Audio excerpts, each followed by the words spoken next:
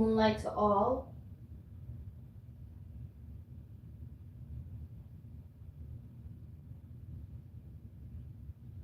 We can be busy with controlling our lives that we don't realize what God has in store for us. And that can sort of mess with us unknowingly because we now can't really see, we're not really sure what is God's presence and what.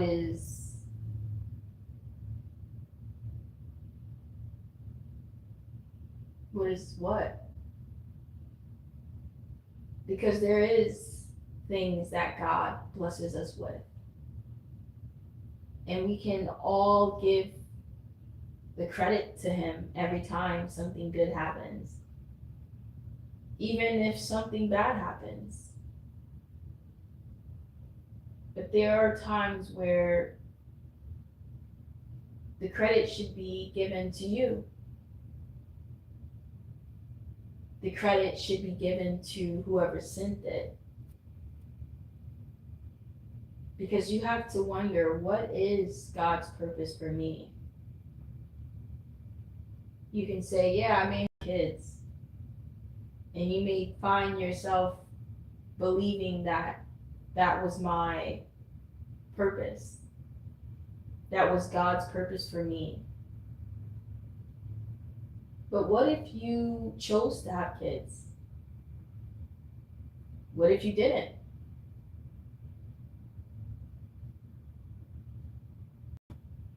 What if someone trapped you? Right? What if they decided to not tell you? And now you are with child and you decide to keep it or decide not to. Is that all God's doing? Or is that you and that other person's choices? So what is God's purpose for me, truly? When everything can be blamed on Him. Everything is. Thank God. God did this. God made a way. Are you sure?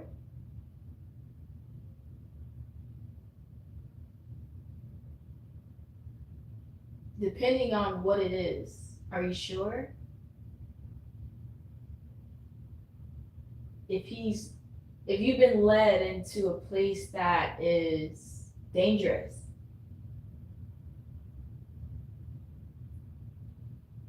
are you still going to give God the credit for it? That He is the one that led you down this dangerous path?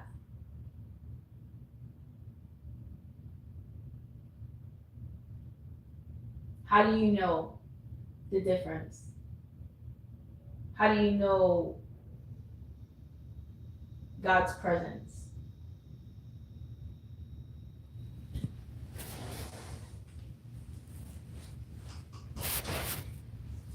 You've been led down this dangerous path. Well, who's in front of you? Who's leading you? Wouldn't you give that person the credit? Wouldn't you blame that person? And then, wouldn't you blame yourself? Wouldn't you give credit to yourself? God did not tell you to go down that path. You chose to.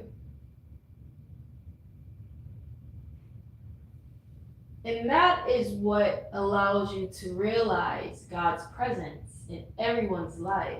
He is the guider, like He's the guideline. He's the one that is reassuring you. He's the one rooting for you. He's the one hoping and believing in you. But you still have to pick up your cross. You still have to walk in your own shoes. You still have to choose. He's giving you the instinct. He's giving you the strength. He's giving you all that you may need inside to know when it's time to go. Something doesn't feel right. This person ain't for me. But we still, in ourselves, decide, is this the path we're going to go down?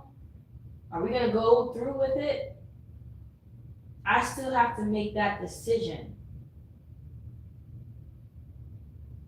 And whatever comes from that is because I've chosen.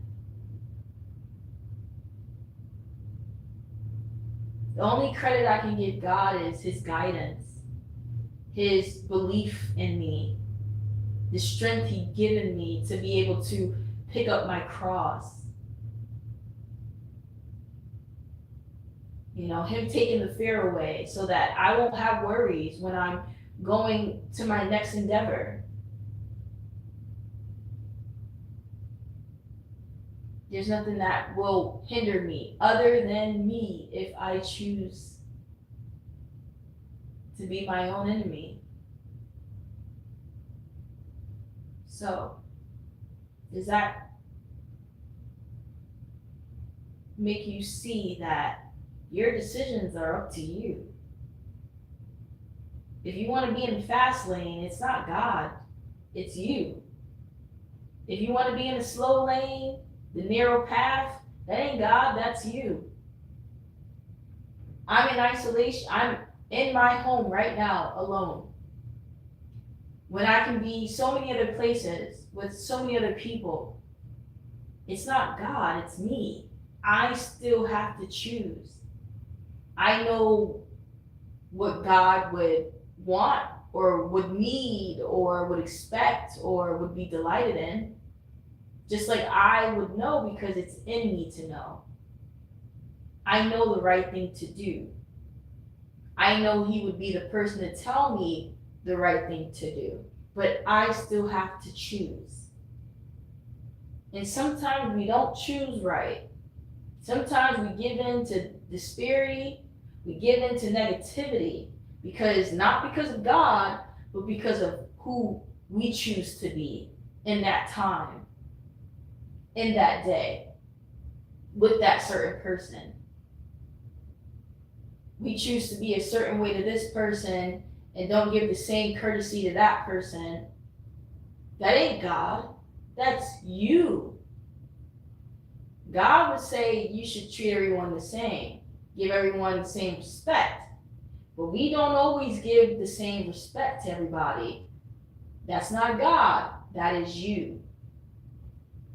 God only gives us the reassurance. He gives us the guideline. He gives us the confirmation. He rewards us.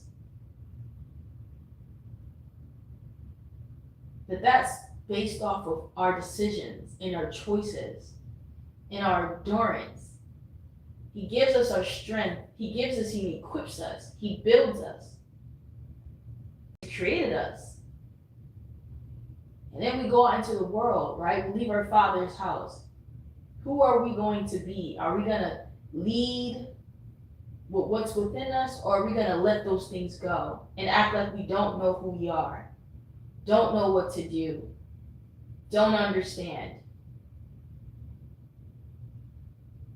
That's up to you. It's always been up to you. Everyone in this world, whether they choose to be a man knowing they're a woman, or a woman knowing they're a man, that's their choices. It's not God. God didn't make this person confused. God didn't make this person wear a wig. God didn't make this person cross-dress. God didn't make this person a homosexual. God didn't make this person bend over. That was your decision. Because there was always another way. Either stand tall or bend over. Either take this money and kiss my feet or walk away and be poor with nothing. Well, what you came with, just you. So you can either walk away with all that you are and still be intact, or You can go forth and kiss their feet, bend over, do whatever they say, all for the love of this money, for whatever they promised you. Is that God or is that you? It's you.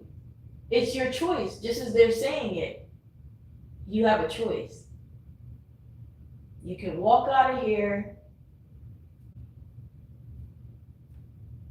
just as you came, or I will give you what you're asking, what you want, what you desire. But you have to do this, you have to say this, you have to be this. Which one is it? Choose. It's a choice. It's a choice to get up every day and go to work. Well, not every day, but it's a choice to make sure you have enough money to pay your bills. That's not God. That's something you have to do. See, there's a thin line between what's foolish and what's like, common sense. And I think my father takes that bad rep because people don't know how to distinguish the two, or they feel that they don't want to, so they blame everything on him, on why they don't want to get up, why they don't want to work, why they bend over, why they're homosexual. No, you choose to be. Because you can choose to kind of, guard up your garden. You can choose to let only Dookie come out of that hole. That's it. And only one wiping it is you. If you're able-bodied. That's it. It's a choice. Is it not a choice? Is it not a choice when it's your body and you have the rights to your body and you're going to choose to allow someone rights to your body? You giving them the rights, right? It was a choice. It's a choice to pleasure yourself, is it not? Or to have someone else do it. That wasn't God. That was you. You choose. It's a choice to play in the back door, right? Let's be particular. There's a choice to do anal. It's a choice. That wasn't God.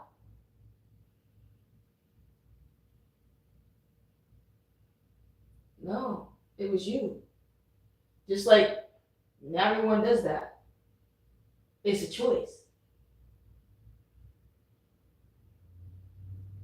It's a choice to go out tonight, or it's a choice to stay inside.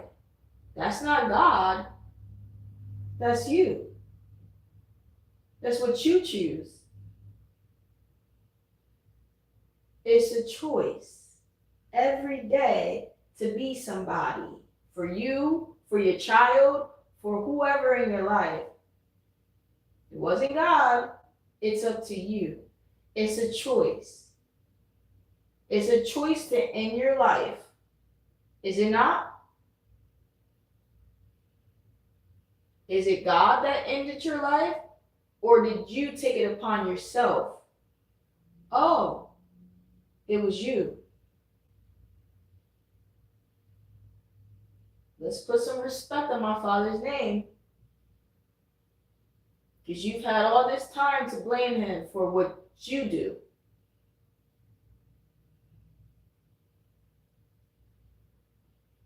It's a choice.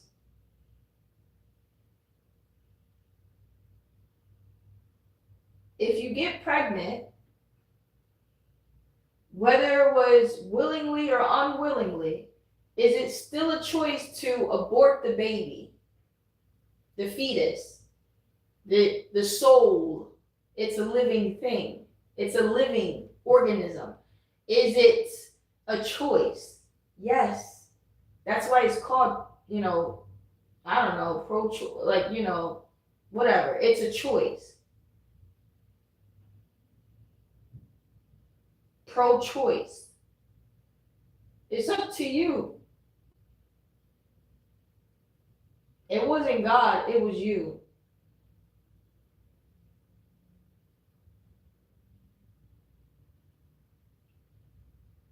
When you go out and they say, here, try this drug,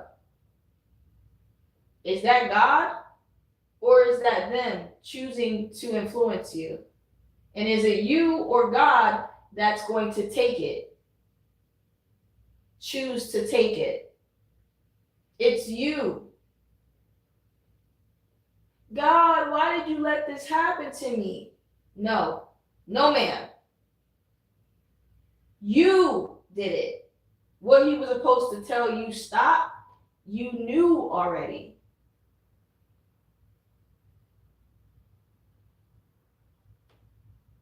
You didn't educate yourself. You're just trying things without knowing what they are. Well, boo-boo the food. You know, unfortunately, you got to learn the hard way. Unfortunately, the aunties and the grannies and the mothers and the fathers ain't teaching you right? So sorry, you're born into sin where people are illiterate, right? Like they're not teaching, they're not doing their job. But it ain't up to God. If these people are having children, they need to do their job. That means teaching your children what's out here, warning them, protecting them, educating them. Then you got educators that you pay to educate your children. And then you find out they're not even educating them on the things they should know. They're educating them on the abominable works of witchcraft. You know, it's like, again, it's not God's job, it's your job. You just hope that God protects you spiritually, like overall, like him doing what you can't do, right?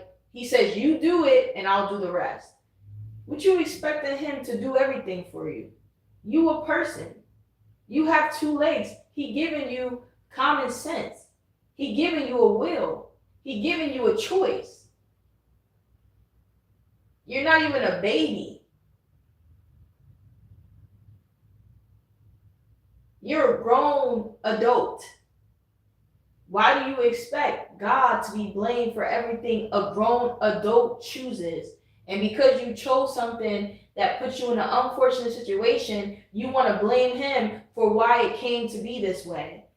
You chose it to be this way. You could have stayed home. I don't really care about, well, I just wanted to go out. It doesn't matter. Listen, there are consequences. You know, and there's other people that choose to do things that they shouldn't do. And you just happen to be caught in the crossfire. It's not God's fault. Whose fault is it? That person. You know, God forbid, you know, this person came to this place and you get it, came there with intent to harm. It's not God's fault for this person's actions.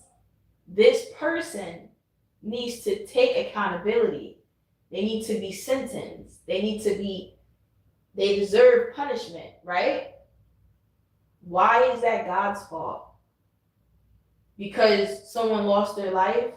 Because someone was hurt? I get your sadness, I get your anger, but you have to direct it at the right person. You have to start having common sense. God, hold up.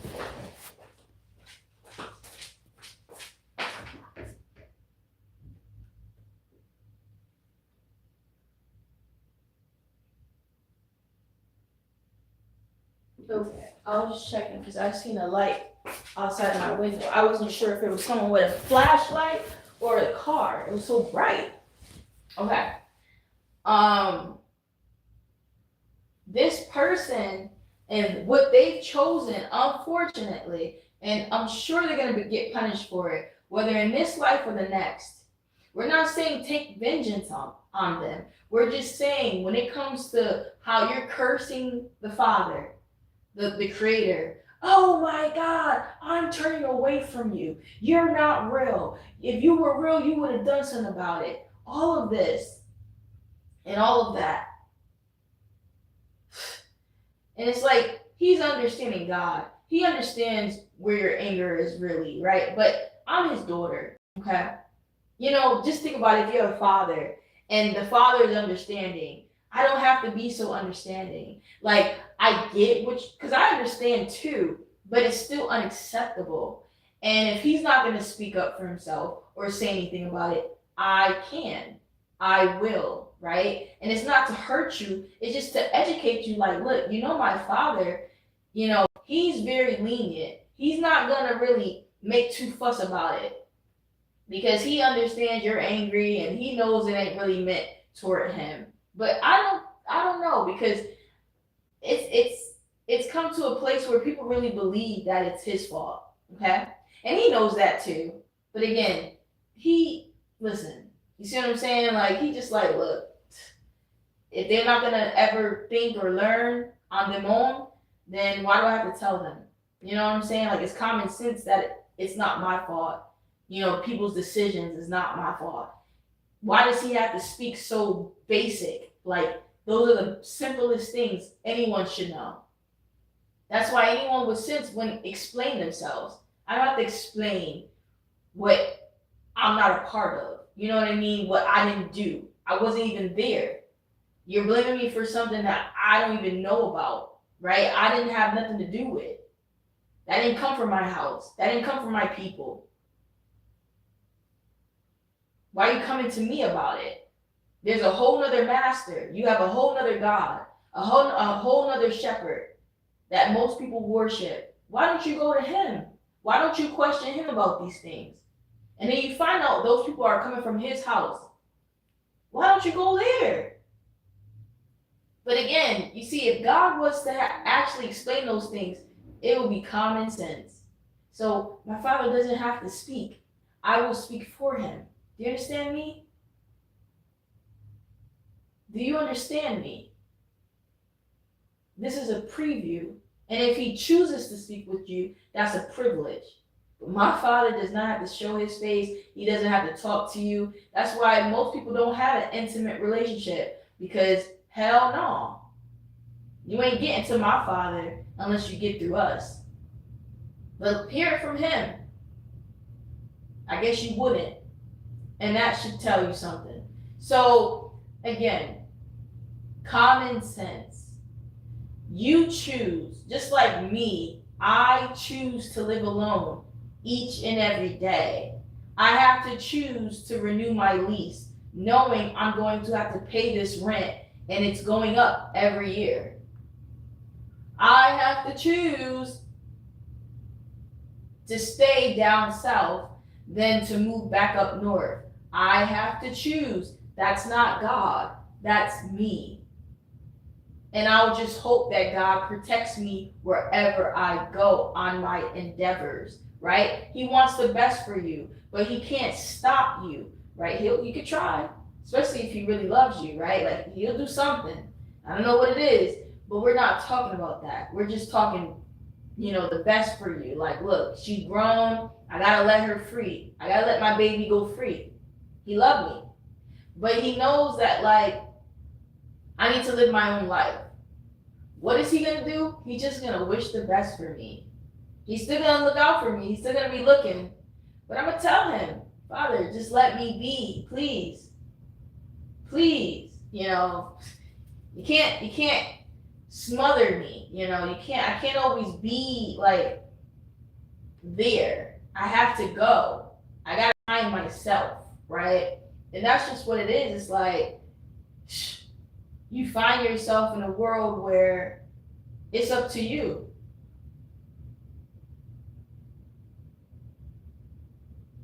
It's up to you, and you hope that you're covered. You say, Father, you ain't just leave me out here with no protection now, right? He said, nah, you wanted to find yourself, go. And you see no side of him. You're like, Father, you there? Father, where you at? And he's there, but you don't hear him no more. Tough. That's what you wanted. And of course, that's why he says, I'll never leave you. I'll never leave you. But this is what you wanted, right? Like, we're far away from what from what I can comprehend. Like, I don't see my father anymore. I don't hear him no more. I don't hear his voice. I can't touch him. I can't be near him. I don't know. I don't know. I have to just believe it. I just have to believe. It's tough. But this is truly what you wanted. Let's just be real. Deep down inside, when you say, I want to live my life, let me be. I have to find myself. I want to experience life like a regular person. I want to experience life outside of the kingdom. I want to experience life as like, a warrior. Like I need to find the strength in me. I need to see me for who I am, not for what you see me as, not for what people expect me to be, your daughter. No, I want people to see, and I want to see who I am without those things, without labels, without royalty. And there it is. You find yourself in a world where you're least. You're the lowest. You're not only the least, but you're in a community that has been viewed as the least. I'm a quote unquote Black African American woman.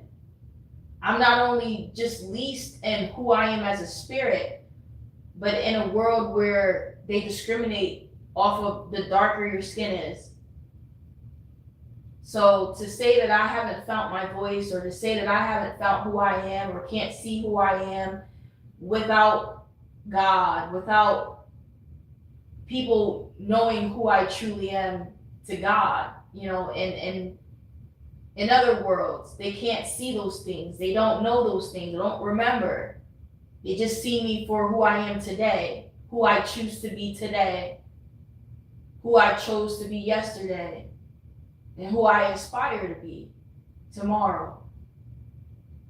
That is powerful. And that's all that I wanted to say.